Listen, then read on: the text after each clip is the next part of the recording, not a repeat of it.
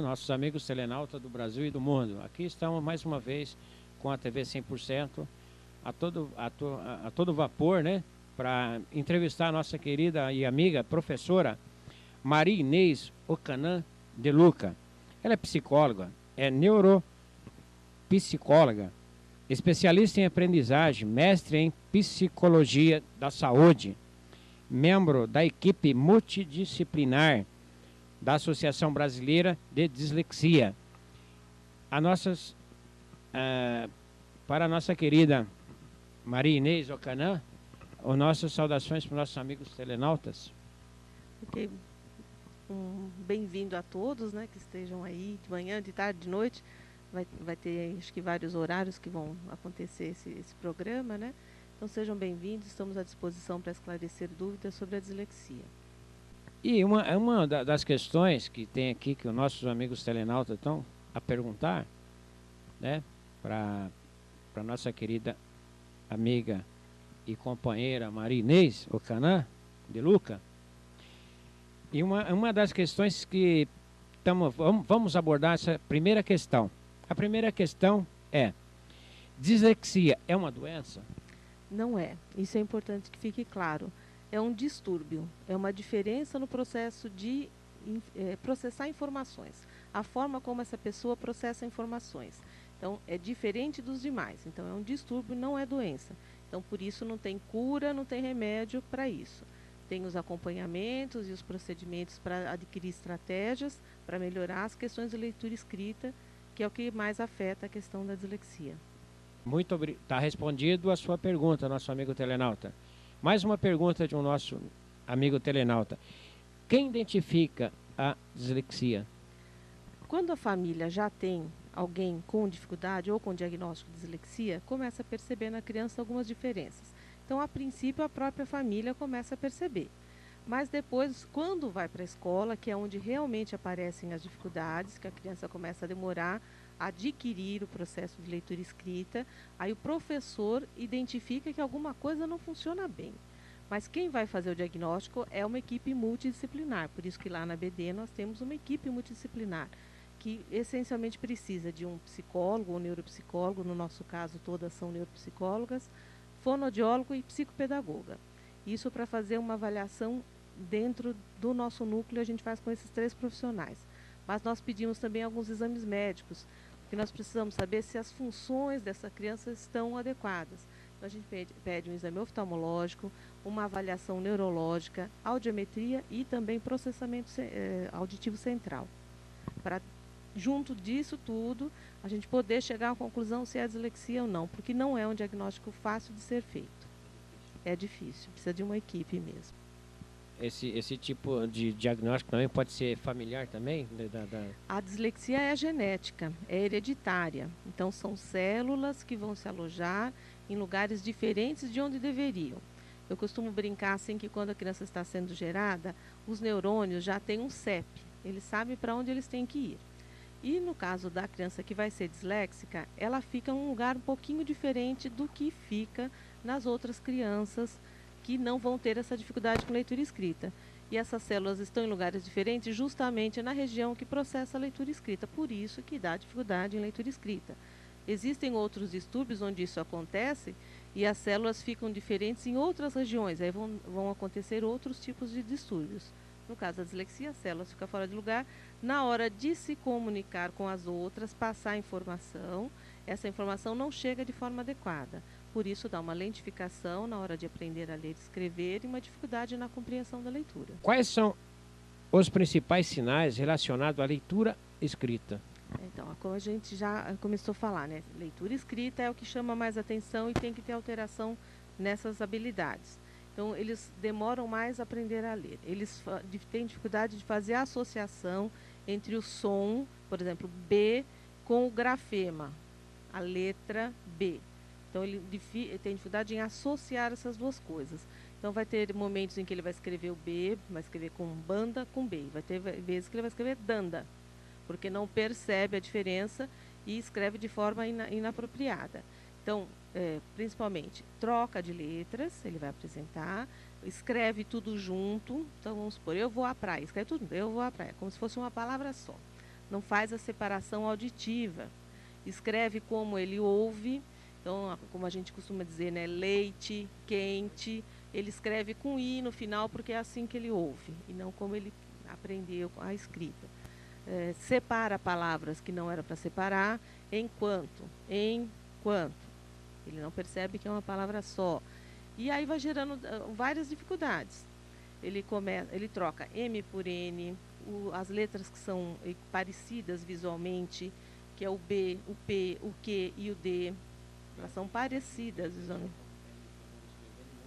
Também, então, várias alterações dessa espécie. Os sons do S, que são difíceis para todo mundo, né?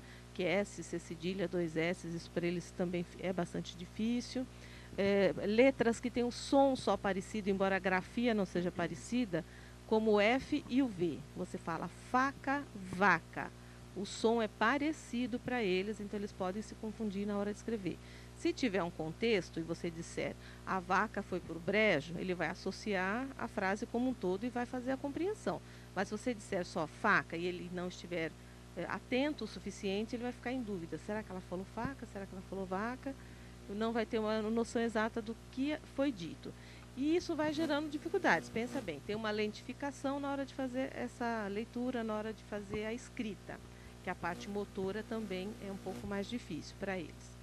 E aí, se ele leva alguns segundos a mais para entender uma palavra, uma frase, imagina isso num texto. Imagina isso numa prova que tem uma pressão de tempo a ser cumprido. Então, muitas vezes eles conseguem até decodificar, fazem a leitura, mas não entendem nada daquilo que leu. Tem que voltar e ler tudo de novo. E aí, a resposta muitas vezes não sai adequadamente. E fora da escola, quais os sinais que indicam a possibilidade de dislexia? Você acabou de falar alguma coisa Algumas nesse sentido, coisas, né? Mas assim, tem algum complemento a mais? Eu priorizei a questão da escola mesmo, né? Mas fora da escola, desde menorzinho, você já começa a perceber alguns sinais. Ele demora um pouquinho mais a aprender a andar. Então, às vezes é 1, 2 meses. Aí o médico fala, não, está no processo, ele é diferente dos outros e tal. Mas tá dentro do esperado. Aí um pouquinho mais de tempo para falar. E às vezes fala trocado. Então, fala macarrão, fala camarrão. Inverte a sílaba dentro da palavra. E você vai começando a perceber. Demora a aprender a amarrar cadarços, que está envolvida a coordenação motora. É um pouco desengonçado. Não consegue, às vezes, decorar a letra da música para cantar na escola, naquelas apresentaçõezinhas que costumam ter. Começa a ter essas pequenas, não são tão importantes. E todo mundo vai começando a dizer, ele é mais... Ele parece com o pai dele, ele parece com o tio dele. E aí vai indo a isso, né? E quando chega na escola, que vem as dificuldades da escola, juntando para formar um quadro. Bom, nossos amigos, vamos para uma quinta pergunta. Esse aqui é um amigo nosso, telenauta do Rio de Janeiro. Ele fez essa pergunta para a nossa querida professora. E essa pergunta é: o que provoca a dislexia? Existem exames que identificam a dislexia? Não existe um exame laboratorial ou um exame de imagem que possa identificar. E como eu disse, que são algumas células que estão fora de lugar, uma tomografia, uma ressonância não pegam isso. Um exame de sangue não pega isso. Então, é uma equipe mesmo que tem que fazer uma avaliação multidisciplinar, onde vão ser vistas as habilidades das crianças, essas dificuldades das crianças estão relacionadas com leitura escrita, uma entrevista apurada com os pais, perguntando a evolução dessa criança desde a gestação, para se conseguir chegar a um diagnóstico. Quais os direitos do disléxico no vestibular e nos concursos? Então, a gente fala em direitos por uma questão de humanidade, porque a lei ainda não existe que proteja os disléxicos. Existem muitos projetos de lei, estão em andamento, é um dos trabalhos da BD buscar que isso seja aprovado, porque eles têm sido discriminados em muitos ambientes, tanto escolares quanto de trabalho. Mas a gente tem um consenso já entre as faculdades, onde o aluno leva, na hora da inscrição para o vestibular, leva o laudo indicando que ele tem dislexia, e tem que ser um laudo emitido por uma equipe multidisciplinar. E nessas condições eles aceitam. E aí eles concedem prazo para entrega da prova, geralmente 1 hora, 1 hora e meia, até 2 horas a mais para realizar a prova. Essa prova é feita numa sala em separado para tirar os efeitos da questão da distração, e uma pessoa faz a leitura da prova para o disléxico. Então, ajuda na compreensão. Porque quando ele lê, ele demora a fazer a compreensão, que a gente tinha comentado, né? Quando alguém lê para ele, ele faz uma compreensão muito mais rápida daquilo que ele está ouvindo. Então, ele acaba entendendo melhor a pergunta e responde de uma forma mais eficiente também. Isso nos vestibulares, isso. Em todas as faculdades a gente tem conseguido isso, não tem havido problemas. Em concurso público, isso também já começou a acontecer. Banco do Brasil, Caixa Econômica, Tribunal, vários lugares já aceitam o laudo e fazem a prova nas mesmas condições do vestibular. Com tempo a mais, com alguém lendo, então tem algumas vantagens. Mas isso vai tudo pelo bom senso, a gente ainda não consegue impor, ou então por jurisprudência. Alguém que entrou com o processo já conseguiu esses direitos, e aí, baseado nesse processo, os advogados vão e conseguem para os seus outros clientes, não é? Mas a lei ainda é precária nesse sentido. Pode acontecer de a criança ter dislexia com outro distúrbio? É comum haver a comorbidade, que a gente chama, quando tem dois distúrbios juntos na mesma criança. O mais comum deles todos é o TDAH, que eu não sei se vocês já ouviram falar, que é o transtorno do déficit de atenção com hiperatividade. Aquela criança que é bastante agitada, que fala bastante, corre, se mexe bastante em sala de aula, não consegue se concentrar de jeito nenhum.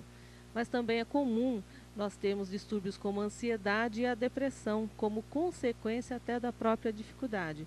E a criança que começa a não ir bem, todo mundo fala para ela, você não consegue, você não pode, você não é capaz, ela vai adquirindo aí resultados no emocional dela, né? Ela acaba acreditando que é incapaz mesmo e não enfrenta as situações. E que é uma pena, porque a gente tem observado que os disléxicos têm inteligência normal e muitas vezes acima da média.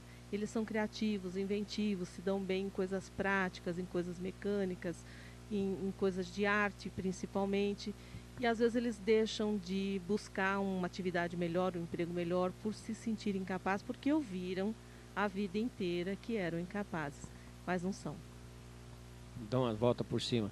Se forem estimulados, se tiverem, né, alguma oportunidade, alguém que abra um espaço para eles, ou se eles descobrirem isso em tempo, por isso a identificação quanto antes, o quanto mais cedo é melhor, para eles se entenderem que eles são capazes, que eles dão conta, que eles têm que lutar mesmo. Vão ter que fazer um pouco a mais que os outros, vão ter que estudar um pouco mais que os outros, mas conseguem, dão conta de qualquer tipo de atividade. Okay. Mais uma pergunta aqui do nosso amigo telenauta, esse aqui é de Ribeirão Preto. E no adulto, como é o distúrbio? Os adultos também têm? Tem? Ou isto resolve na infância? Não, é um distúrbio que acompanha a vida do indivíduo, desde o nascimento, então ele é genético, hereditário, essas células estão fora do lugar, não há cirurgia que as mova, não há tratamento, não há medicamento. Então, o que faz com que eles melhorem são acompanhamento, estabelecimento de novas estratégias para fazer a leitura mais eficaz, mas as principais características como desatenção, algumas trocas, as sensações de incapacidade ainda permanecem na vida do adulto. Mas quando eles chegam lá na vida adulta, eles já passaram pela vida acadêmica, que é o mais sofrido, eles escolhem lá uma profissão e dão conta daquela profissão. Então, muitas vezes delegam a outros a questão burocrática, a escrita, os relatórios, e vão dando conta do resto do que é exigido na profissão. Mas muitas vezes ficam em funções menores, em empregos, subempregos, porque não se acham capazes de ter uma atividade melhor que essa. E muitos afetados por depressão, por ansiedade. E há um estudo até na Inglaterra que mostra que 50% dos indivíduos encarcerados têm dificuldades de aprendizagem. Então, muitas vezes eles partem para drogas e crime porque não veem alternativa para o seu desenvolvimento profissional. Isso é uma pena. Então, o governo tem que estar alerta a isso, para fazer a identificação quanto antes, fazer um acompanhamento quanto antes, para aproveitar esses talentos e não deixar que eles partam para outras frentes que ninguém está querendo.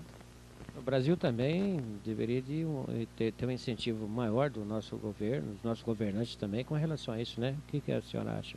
Com certeza, nós temos uma dificuldade que nós queríamos uma aprovação de uma lei que os protegesse justamente por isso, para que haja uma identificação já na escola. Olha, se a criança está com dificuldade, vamos encaminhá-la para uma avaliação, vamos fornecer a ela os recursos que ela precisa para se desenvolver melhor, para crescer, porque sai mais barato para o governo ele identificar durante a escolarização e acompanhar essas crianças e tratar, esse tratamento aí na forma pedagógica, né?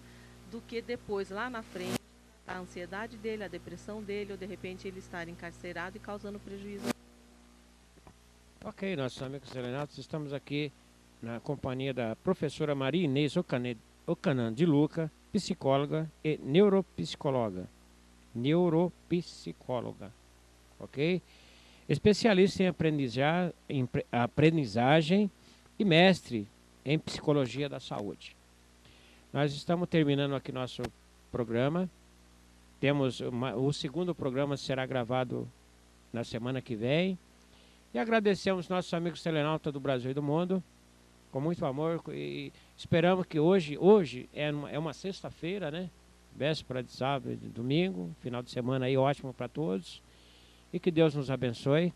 E as nossas considerações da nossa querida amiga Maria Inês Ocanan. Queria agradecer a audiência de todos que estão acompanhando o programa e pedir que eles se interessem pelo assunto, que busquem, se você tem uma criança aí perto de você com dificuldade, busque identificar qual é essa dificuldade e acompanhar para que ela venha a ter um desenvolvimento adequado no futuro. Muito obrigado, nossos amigos. Uma boa tarde, um bom dia, uma boa noite para todos. Que Deus nos abençoe e continue nos abençoando, dando muita paz, muita alegria e muito amor. Muito obrigado. Quem vos fala, Dias, o repórter de sempre, 100% com você.